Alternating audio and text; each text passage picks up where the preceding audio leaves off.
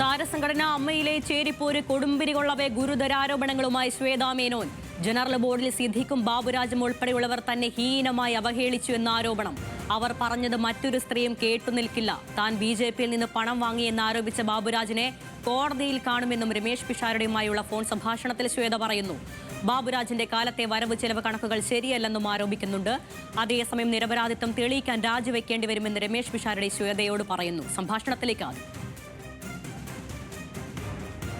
അത് പ്രൂവ് ചെയ്യാൻ എൻ്റെ അടുത്ത് ഒരുപാട് വീഡിയോസ് ഉണ്ട്. നമ്മുടെ ജനറൽ ബോഡി വീഡിയോസ് എങ്ങനത്തെ വാക്കുകൾ പറഞ്ഞു എന്ന്.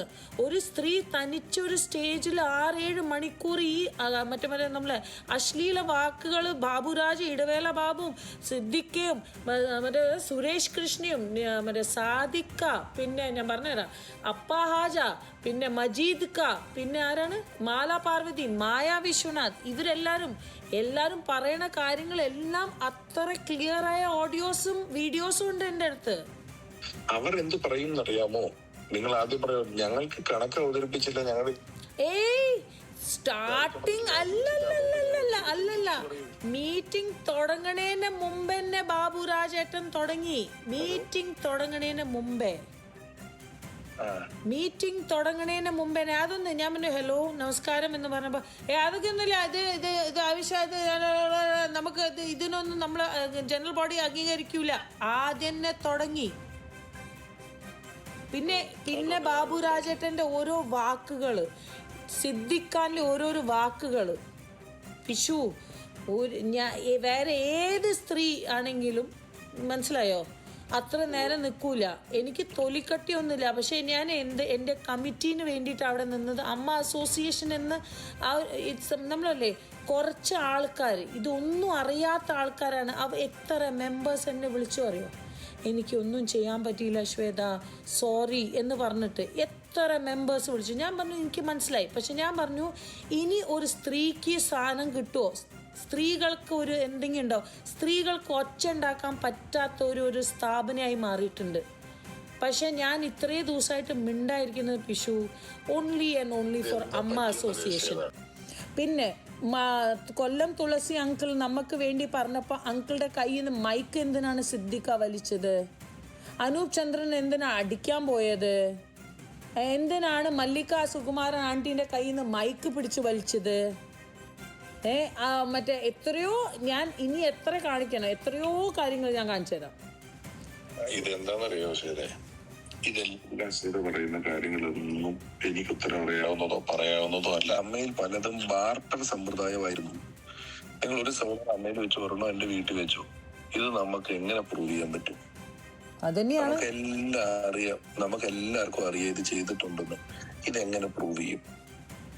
ഒന്നും ചെയ്യാൻ പറ്റത്തില്ല. അപ്പൊ ഞാൻ പറഞ്ഞത് ഇതിൽ നടത്തിയിട്ടുണ്ട്, നടത്താൻ കഴിവുള്ളതും കമ്മീഷൻ മേടിച്ചിട്ടും അല്ലാതെ ഇല്ലാതെയൊക്കെ കൊണ്ടുപോയിട്ടുണ്ട്. പക്ഷെ നമ്മൾ കണക്കെടുത്ത് നോക്കിക്കഴിഞ്ഞാൽ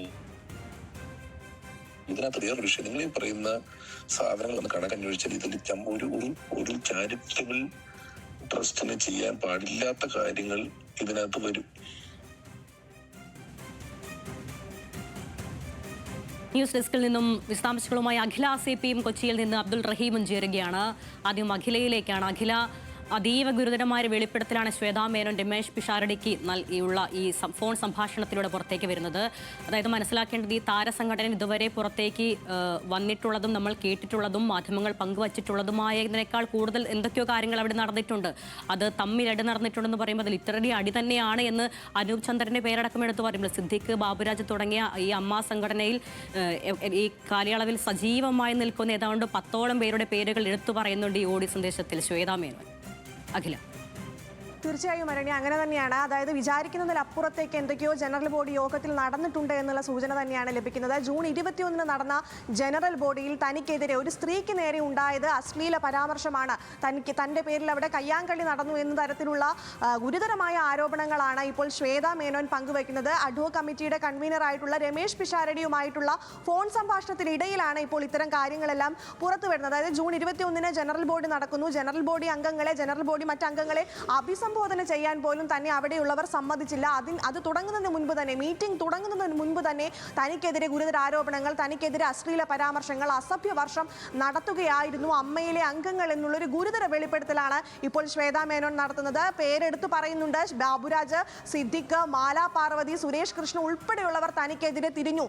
ഒരു സ്ത്രീയും കേട്ടു നിൽക്കാൻ പറ്റാത്ത കാര്യങ്ങളാണ് അവിടെ പറഞ്ഞത്. തനിക്കിതൊന്നും കേട്ടു നിൽക്കാനുള്ളൊരു തൊലിക്കട്ടി ഉണ്ടായതുകൊണ്ടല്ല, അമ്മാസ് എന്ന് പറയുന്ന സംഘടനയെ ആലോചിച്ചുകൊണ്ട് അവിടെ ഉണ്ടായിരുന്ന ക്രമക്കേടുകൾ പുറത്തെത്തിക്കുക എന്ന് തുടങ്ങിയിട്ടുള്ള ഒരു കാര്യങ്ങൾ ഉള്ളതുകൊണ്ട് മാത്രമാണ് ഒരു സ്ത്രീ എന്ന നിലയിൽ താൻ അവിടെ നിന്നത്. ഒരിക്കലും ഒരു സ്ത്രീക്കും കേട്ടു നിൽക്കാൻ പറ്റാത്ത കാര്യങ്ങളാണ് അവിടെ ഉണ്ടായത് എന്നുള്ളൊരു കാര്യമാണ് ശ്വേതാ മേനോൻ വെളിപ്പെടുത്തുന്നത്. മാത്രമല്ല അസഭ്യവർഷം മാത്രമല്ല, അശ്ലീല പരാമർശങ്ങൾ മാത്രമല്ല, അവിടെ കയ്യാങ്കളിയും ഉണ്ടായി എന്നുള്ളൊരു ഗുരുതര വെളിപ്പെടുത്തൽ കൂടി ശ്വേതാ മേനോൻ നടത്തുന്നു. അതായത് തനിക്ക് അനുകൂലമായി കൊല്ലം തുളസി സംസാരിച്ചു. പക്ഷേ കൊല്ലം തുളസിയുടെ കയ്യിൽ നിന്ന് സിദ്ദിഖ് മൈക്ക് പിടിച്ചു വാങ്ങുന്ന ഒരു സാഹചര്യം ഉണ്ടായി. അനൂപ് ചന്ദ്രനും തനിക്ക് അനുകൂലമായി സംസാരിച്ചു. പക്ഷെ അവരെ ഒന്നും സംസാരിക്കാൻ അനുവദിച്ചില്ല എന്ന് പറയുന്നു.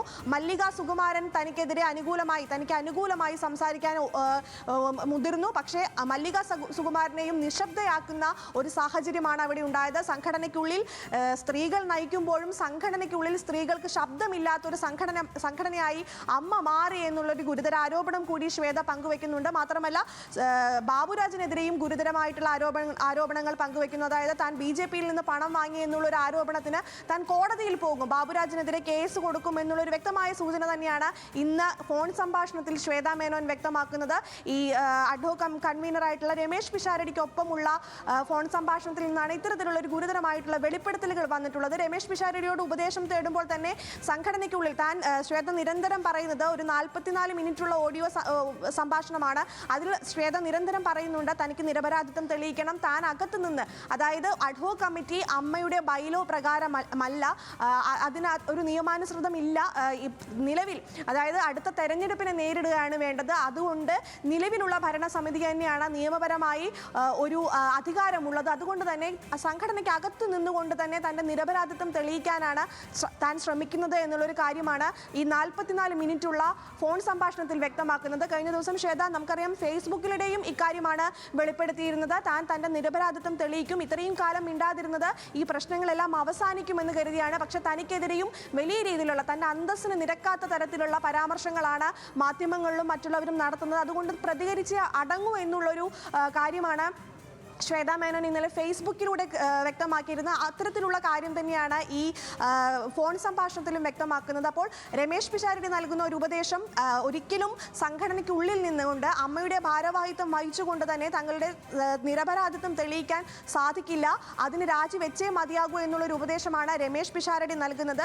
മാത്രമല്ല ഈ ഫോറൻസിക് ബാബുരാജിന്റെ കാലത്ത് വലിയ രീതിയിലുള്ള ക്രമക്കേടുകൾ നടന്നിട്ടുണ്ട്. അതുകൊണ്ട് തന്നെ ഒരു ഫോറൻസിക് ഇന്റേണൽ ഓഡിറ്റ് അവിടെ നടത്തണം എന്നുള്ളൊരു ആവശ്യം കൂടി ഫോൺ സംഭാഷണത്തിലൂടെ ശ്വേത പങ്കുവെക്കുന്നുണ്ട്. എന്തായാലും ഗുരുതരമായ ആരോപണങ്ങളാണ് ബാബുരാജിനെതിരെയും സിദ്ദിഖിനെതിരെയും അമ്മയിലെ മറ്റംഗങ്ങൾക്കെതിരെയും ഉയരുന്നത്. ഒരു സ്ത്രീക്ക് സംസാരിക്കാൻ സാധിക്കാത്ത രീതിയിൽ സംഘടന മാറിയിരിക്കുന്നു. താൻ നിരപരാധിത്വം തെളിയിച്ചേ അടങ്ങൂ, അല്ലെങ്കിൽ തെളിയിച്ചതിന് ശേഷം മാത്രമേ പിന്മാറുള്ളൂ എന്നുള്ള വിവരങ്ങളാണ് ഈ ഫോൺ സംഭാഷണത്തിൽ ശ്വേത വ്യക്തമാക്കുന്നത്. അരുണ്യ, അഖില CP വിവരങ്ങൾ നൽകിയതിന്